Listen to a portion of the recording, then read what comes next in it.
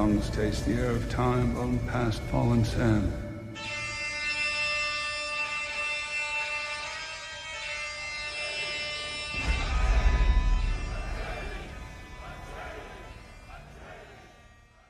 Okay, cool. So we are in the last one today of the Acts. I don't know what you call it. Seminars. End of Acts. Lectures. Mayhem. Yeah. So we've obviously done Acts basics of first week. Second week was more of the sort of how to actually use it effectively. And then last week we did Axe and Knife, and we went over how some of the stuff that's available out there for fighting with axe and a bowie knife isn't really feasible for what we're doing, and we've adapted it, and I think I'm still quite happy with that, having looked back at it, and other people from other clubs have seen it and been in touch and said, you know, we quite like that, so we're going to see if that sort of holds up under pressure, because other people have something to practice with now. Now, what do you think we're doing today?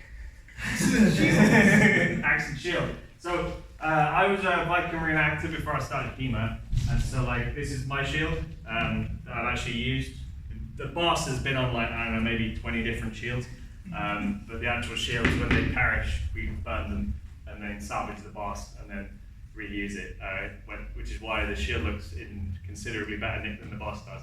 So, round shield is a shield I've trained with. Obviously there's loads of different types of shields. We've got things like bucklers. These would be more like, what do you call them, rotellas? Yeah. Targes, you get targets, which are just a big targe, and then things like heater shields. And obviously then you get giant, all sorts of different sized and shaped shields all throughout history. So this is the one we're going to, and all I'm going to do today is basically have the first 15-20 minutes just talking about shields, how to use them, how to fight with them, and then we've got some here that people can borrow to have a play with, and then we'll basically do some sparring with a mix of axe and knife, shield, however people want to play it for the rest of it. Everyone happy with that? Yeah. Sweet. Karen, come and grab my other shield.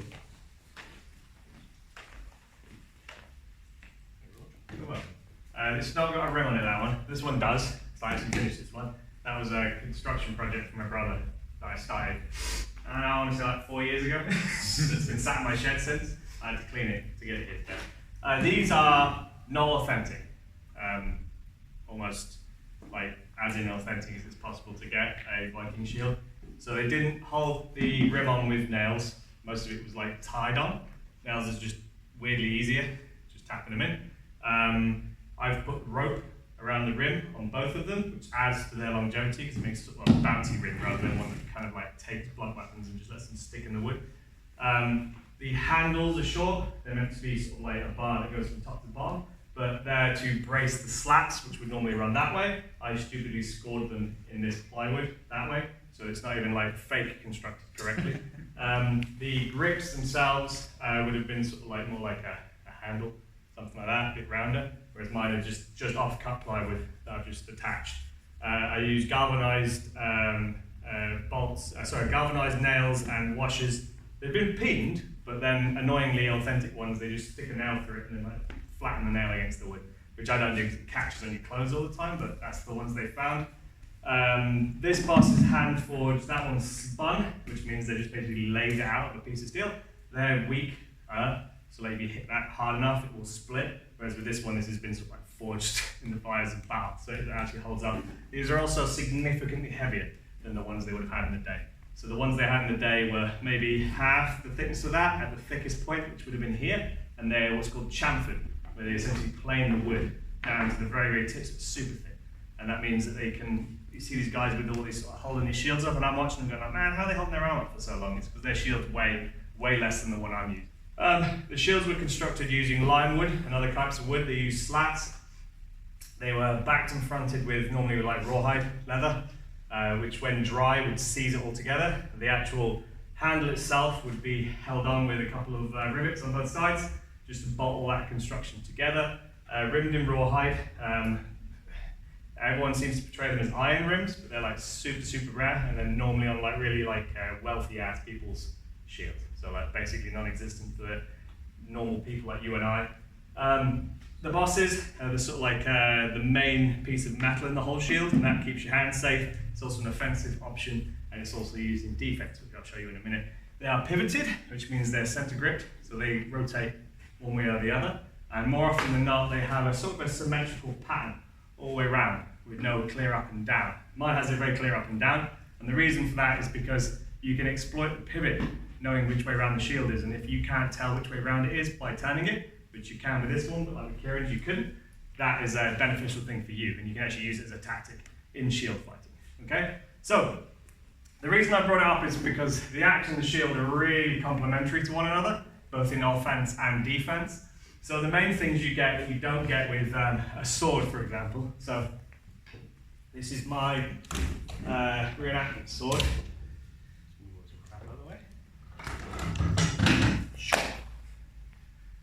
It's an armor class. It's much heavier than the original thing. So these are great at defending against them. If you were to cut into it with the grain, my sword would essentially embed itself down to here. He could then spin his shield, disarming me, or at least like winding my weapon to the point that I couldn't use it and hit it. Okay? I saw a video there of Matt Easton talking about someone who was like big in the shield community saying like, you should never receive a hit on the rim of your shield. But I do it all the time and deliberately all the time as well. So that's BS. And also as a tactic, I watched a guy cutting with a Dane axe. With the Dane axe, and when he was cutting against the grain, the Dane axe would get down to about here. And when he cut, with the grain down to here, against the grain, it kind of only went to about there. So like the wood structure was actually quite good. And equally, he had the same issue as it was embedding in there. But the reason the shields and the axes sort of like go hand in hand is because A, you can hack into a shield and attack a shield quite well with an axe. And the design of an axe means that if you turn slightly this way, so if I hit him with, say, a straight thing like a sword, and he has his shield there, I've missed him because the shield has stopped me from reaching him, okay? But let's say if I hit him with an axe, the half might hit him, hit the shield, the actual axe head goes over and actually hits it, okay? And even with a much smaller axe, you have the same thing where with his shield, I know that behind there, he's got his elbow and his arm, and if you are precise enough with your strike, you can get round and you can actually attack him in his shield arm while he's flying. So if he keeps it across his chest like that, which they do in all reenactments everywhere, and the reason for that is rule sets. So in my group, it was basically every limb's a target, your torso's a target, don't hit people in the clavicles, don't hit them in the head, you know, obviously, because that's dangerous, and don't hit them in the feet, hands. And obviously, we do HEMA, we don't do that. Other groups, it's basically torso only, no legs, no arms, no head. So it basically means I have to move his shield out of the way to get a point, and the result is these guys will fight like this. Okay? Which I hated. I can't express to you how much I hated that as well, because we'd spent years practicing. Because if he stood like that, I can attack his legs, I can his shield, I can attack his arms, I've got all these options. If you agree upon it, you can even attack each other on the helmet. But then you're in a situation where you've got like a mob of dudes coming at you like this. And what was worse, it wasn't just like you had to then step back and open your shield and let them hit you. Whew. Anyway, flashbacks. So, when fighting with a shield, it's, if you're in a massed formation, you don't use it like this. So if you come and stand by my side, like this, you put your shield stand like so like that. So when we were forming up for the shield, we go Bretil Skalborg, and I go Skal, and you put your shield up like that, and you go Borg. And they like, you sort of like stand shoulder to shoulder like that, they overlap, then you bring your weapon up and over the top, okay? And this is how you form up in a big long formation, okay? You'd have 2 deep, 3 deep, however big in the men, and however many long. And this is like, when you say something like, Ilia Tuna! That goes crazy, it was awesome, okay? But that's very different from when you're doing one-on-one combat, because if we just stood like this, you're not making the most of the shield. It covers you, but it also covers your weapon. Fighting over it is an option, but you're not really utilising it for how it's supposed to be used, okay? When you see shield fighting, especially in the experimental archaeology, the shield ends up being sort of here. You can rest it basically against your head while you're not intending to use it, because they do get heavy, it does wear your arm out, and you want to get it so you're not using as much energy as possible. Here you're covered, okay? You're nice and shielded. Now, you might think, why would you do that when you could, like, you know, armor your arm or something and then attack over the top? But if you look at Viking-Age swords, they've got no crossguard whatsoever, basically. Your hand is super exposed. So if I'm fighting over the top of my shield, especially if I'm in a shield wall, my arm is mad exposed there, and it's just going to get taken off. And it was something we used to do all the time. I'd wait there with my axe, and I wasn't even looking at the guy up with it. I was looking at the guy off to my right and left, and the second an arm appeared, like, bop, got that arm, bop, got that arm, you know. And now you're down a couple of guys in the shield, and the dude in front of you hasn't had a chance to have a look in yet, you know. And also, because sort of things like attacking low, like in the shield wall, I can attack his legs, but I'm bending down so he can put my head from here. Okay? So the whole reason we fight with the shield out in front of us is to maximize our defensive ability. So you see it in sword and buckler. Obviously those swords do have crossguards, but to maximize the defense, they put the buckler on top of the sword hand to try and defend it. And then when they are moving around into their different guards and defenses, they're moving that buckler around to basically cover the line of attack from the opponent towards the hand. Because like we've been doing over the last 3 weeks, if you defang someone, they're no longer a threat, especially if all they've got is a shield and they're offhand, okay? So when we're looking at this, with buckler and sword, it's very similar to when we have shield and sword. Okay, we're attacking from behind our shields, and it's very easy, and you can be able to move the shields around, and you can use it to interfere with them. So you have that pivot system I talked about. If I use the point of my weapon, I can push his shield around and expose his back, and likewise he can do it to me, and you can basically use the pivot of the shield to compromise the person's defense. So, a few tactics we use when fighting with the shield. Obviously the axe is great. If you turn it around with the backhand, you can turn it quite nicely with the butt, and equally, if you can get past his defense, you can hook in the edge and do the same, okay? Opening his back up. Shield against shield, we've got another option for that. So if he has it sort of like more of a oblique angle like that, and he's covered, I can punch with my shield into his shield and create an opening. Like that. And if he attacks over, my entire shield is in the way. And when I said earlier, turn around, my boss actually acts in that position as a sort of catching point for his weapon. So I'm here and I've got his entire back exposed, back of his head, everything, and he's going to really struggle to get across to me in that position because I'm quite covered by my shield. So we're back in our position, ready to fight, and we're essentially trying to get inside each other's guards while trying to keep ourselves protected. Okay, so I can't attack his hand or anything from over here because he's covered. What I can do is I can wheel around, so he obscures with the shield, and then you can attack things like the legs.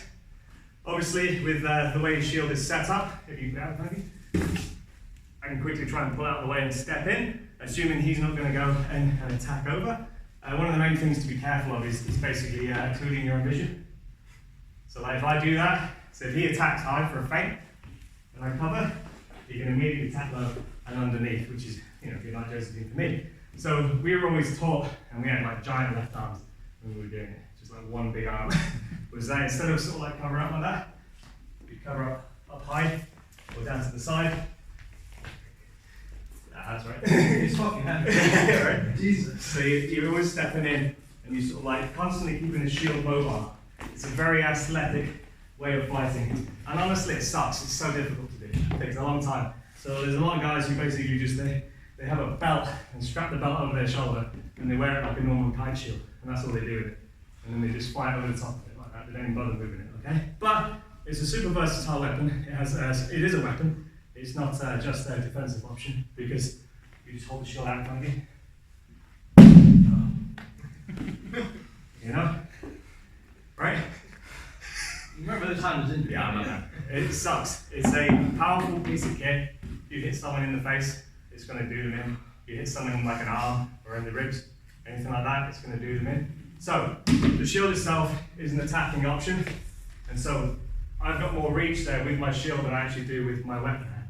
So when you are fighting, just because his shield's there, it's not just that, it's his defense, it's also his attack. So if he wants to at any point, he can lunge in, hit me in the jaw with that thing, knock me out, kill me, okay? Super dangerous, super sketchy fight, really, really cool. Because when two people are like going at hammering tongues with a shield, it just sounds great. And for any audience watching, it's brilliant. There's chunks of stuff flying off, it's amazing.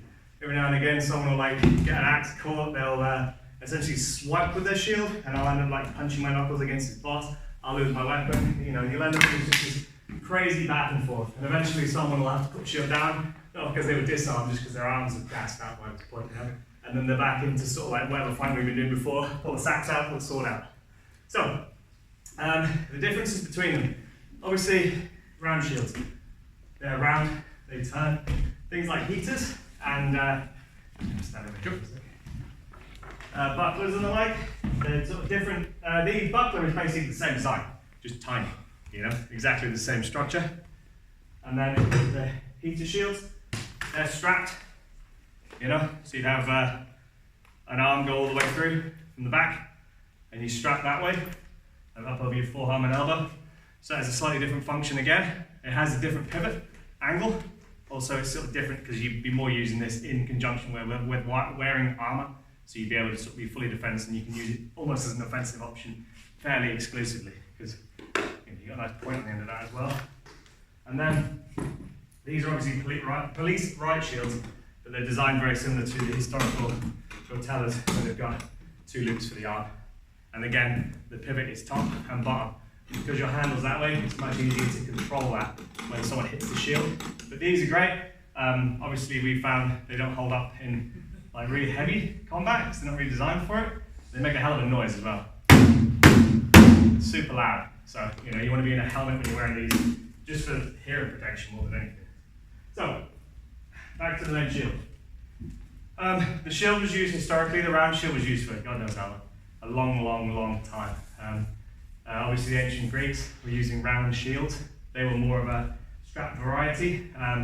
The whole Viking Age, the Saxons, all the way to sort of like Battle of Hastings and beyond, the round shield was still in use, and mostly with spears. Put your axe down a second. You can have a little one. So that's a throwing spear, it's like a javelin. Obviously, one-on-one, this would be the way you want to be. You're using essentially a knife on a stick, and you've got mad range on each other, and your shield there is going to be super important, because you need to cover up, because the second you get that in, someone's dying, okay? And you've got an overhand grip, and you've got underhand grip. And I prefer the underhand grip when I'm fighting one-on-one. I got a little bit more control. It's not as heavy as this. When you're fighting in a formation, you kind of want to fight overhand, because you're fighting over the top of shield. And the thing that we had before, where people are like, well, I'll just hit you in the legs. When you're holding like a single-handed weapon, that's not really an option as much as it looks like it, because you have to lean over your own shield wall to attack. But if we're here with spears, it becomes so much of an option. You can just attack down at the person, okay, while they're attacking at you. So when you find bodies left over from sort of Viking Age conflicts, it's like a lot of leg injuries and a lot of head injuries, and not much going on elsewhere, because if that's bad, that's you out of the fight. And then medicine being what it was at the time, good luck. You know, especially if they've gone, stabbed your buddy, and now I've stabbed you. You know, you're hoping your friends are kind of like washed at least. So, a knife and a stick against shield, super effective. It's been used historically forever, and there's a good reason why. You can defend yourself quite well in formations, and you can reach people all the way over there with your knife and a stick. Okay, super effective, very useful, a really good way of keeping yourself alive while inflicting mass casualties on other people. It stops people just running up into your business. You have a whole bunch of dudes. Yeah. Makes you sweat a little bit, right? A whole bunch of dudes holding spears, and then the guys behind me are holding spears, and the guys behind them are holding spears. And the guys at the back are holding spears super long, and they're just basically just hanging over the top of it all, like that. So you've just got this absolute cluster of spears to get at. So when you see Viking reenactments, which, you know, I like it was good fun and everything, but when you actually see them and they just sort of run into each other, and they sort of like start fighting, that wasn't really how it probably would have gone down. There would have been a whole bunch of yelling and cursing, throwing stuff, and then a giant spear wall. And then a whole bunch of people had died. A couple of brave sods or mentalists would try and get in and try and fight from underneath.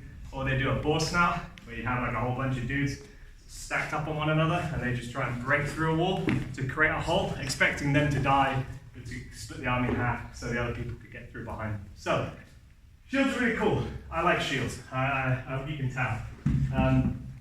Ways to keep yourself safe while using your shield is obviously you want to make sure you've got that reach, same as you got your buckler.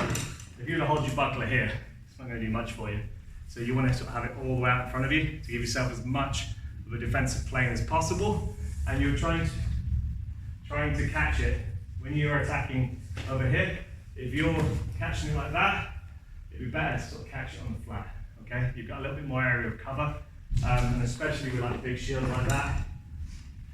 If he attacks, and I push out like that, he's going to push my shield up to the sides, and he can attack him with his shield. But if I'm already in that situation where I've come into play, you can use the edge of your shield to parry his axe, so you can also use it to attack there, and you can shove into his body after you've parried as well. So you're basically screening off his weapon hand and exposing him. Okay, he's here, 2 and I out, just put my axe down.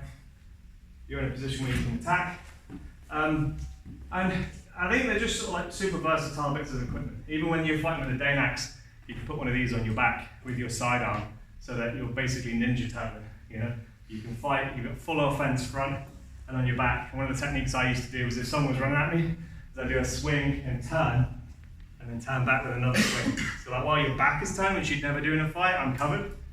They've got a minimal amount to attack, apart from like in my butt hanging out the bottom of it, and then it just gives you that other second, because when you're spinning with a Dane axe, if someone turns their back to you with like an axe that long, you have this sort of tendency to just sort of backtrack away. You don't want to find out what's happening next.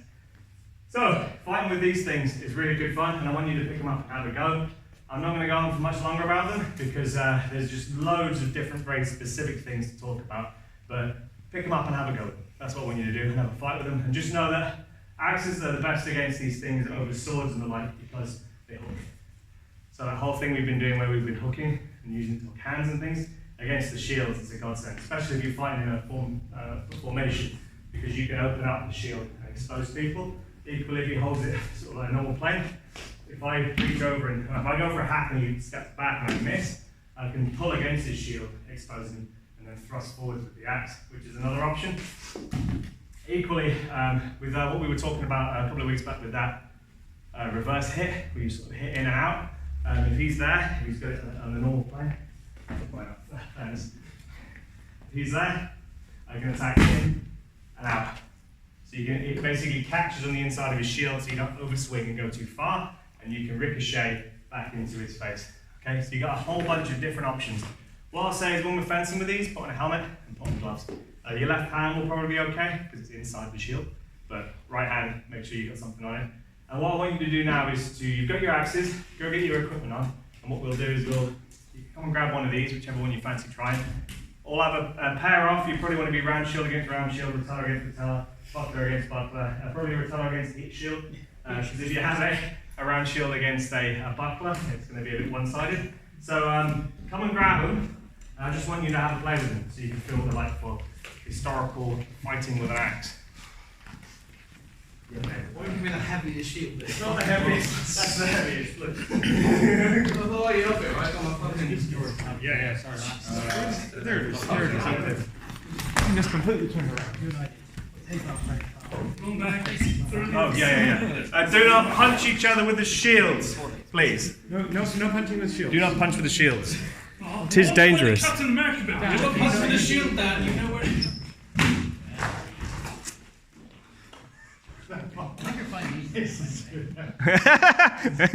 Are you enjoying that shield? I really want to. I've never used a round shield, so I'm going to choose the push to What go. you can do?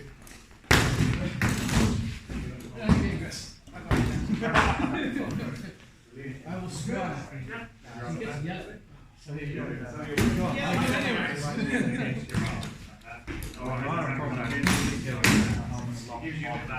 Do this thing is called lean forward. Yeah. Lean forward. I mean, if I did last week. the problem is, if I did shave my hair, I would have a hair like you. Yeah. Which is the issue. That's why you need full My God, it's like a fleur de lis. He's just got two old chunks taken up the front and then like on the side of his head.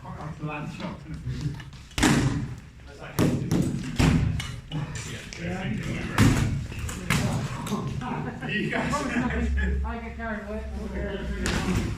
Yeah. You should basically come back over.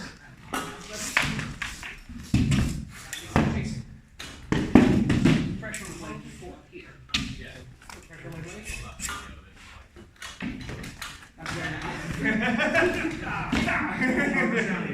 weapons and what like to be fair, I mean, basically. I think you sound like down. Picture Just literally, when you feel muscles, all you do is get slow, most of the fast that was like, you still have those guys as well. They actually. No, you're right. You're overtaking against slash.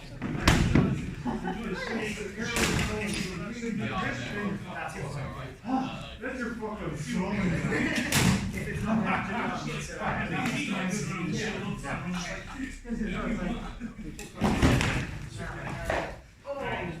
Shows down by your sides, and you want to be shoulder to shoulder. So you want to shuffle, so you're basically almost touching each other.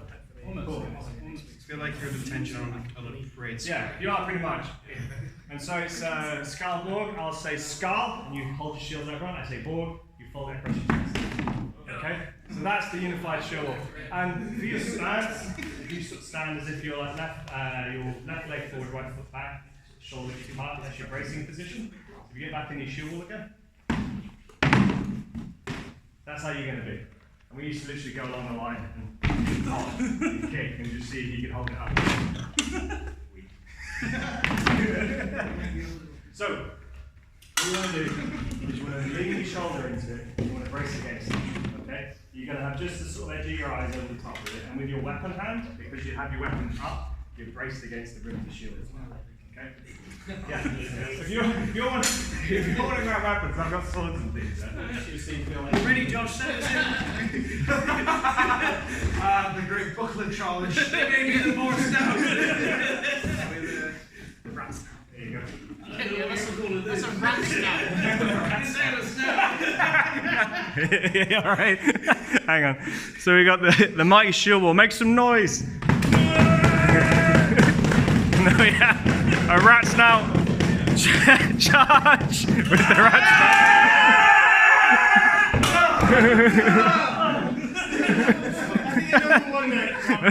Round two. You almost made it. You almost made it, boys. You were so close. So that's your shield wall. That's what you'd normally do. Dan, if you want to be a one man, you can come and stand over it. You can be the ball. Just the ball. I'll go. Let's go. Ball.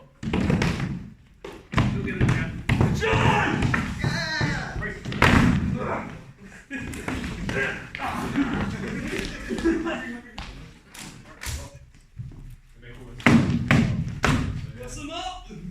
Go for the legs. Do a barrel roll. That works for me.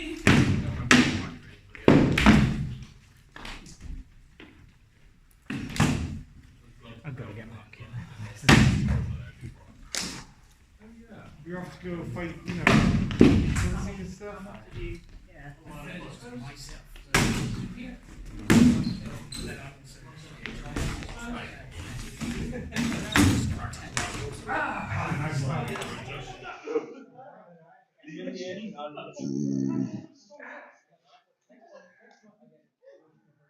Okay, so you've all had a rattle around with the shields. How do we find them? Heavy, hard. Yeah, because you don't normally use your left arm. So like normally, like in our group, to even like fight with a shield, we'd have you just stood like this for a while. You know, just basically doing like bicep curls with them. You know, I'd have you stood out, holding it as far as you can, and just slowly turning it. Yeah. Yeah, no, they're hard bits to get. These are obviously like much heavier than they would have actually been historically, and the reason for that is so that all of us weak left-armed people can get strong enough to be able to hold the shield wall. Because like, if you think that's hard, imagine in a line with a bunch of other dudes, and there's people actively pushing on it with spears. Come here, you could be a reenactor for a minute. So me and Thee have been in shield walls before. He's fought Vikings as a knight, and obviously, like, if you're harassing us, like, he's just basically pressing his shield into that, and he's making it so I have to keep moving it around. He'll attack my shins, which means I have to sort of go low, and so you're constantly moving that thing.